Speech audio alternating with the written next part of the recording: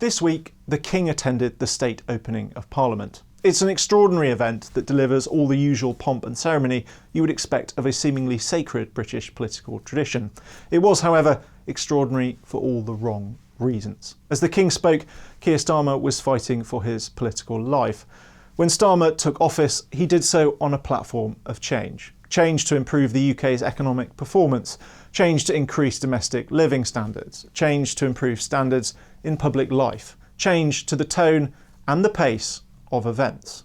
History will now judge how he did on the first three, but one stat lays bare precisely how badly he has failed on the fourth. As Labour rebel circle, the UK appears to be on the cusp of getting its 7th Prime Minister in 10 years.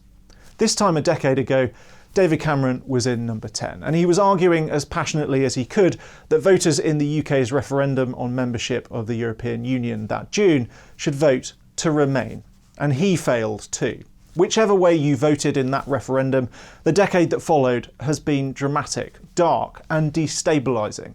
And markets reflect this new perma-crisis reality, both domestically and internationally. This week, UK bond yields rose once more as concerns that a Starmer successor would rip up the supposedly non-negotiable fiscal rules established by the Prime Minister and his Chancellor, the first woman Chancellor in history, when they took office back in 2024. This time, things felt different though. Rachel Reeves has been so very careful to court the approval of investors in UK PLC, be it on the bond or the stock markets. So too have plenty, if not nearly all, of her predecessors in living memory.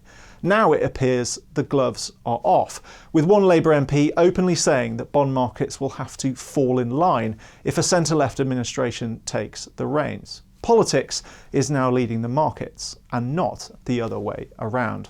So how will the foreign investors who buy UK government debt receive this? Well, bond yields remain elevated and could rise still further. Talk of a debt crisis and 1970s-style IMF bailout have returned. So what next for investors? If previous political emergencies are to go by, there will be at least one rewriting of the government's finances and a political reshuffle that reflects what many suspect will be a successor regime of a decidedly more leftwards disposition. Tax rises are on the cards, as is significant alterations to the fiscal policies and personal finance frameworks we know and love. How many more tax rises can the electorate take before they've had enough? Well, whatever the result, the next general election feels a long way away. Could we be in for a great deal more change before then? It looks very, very likely. For Morningstar, I'm Ollie Smith.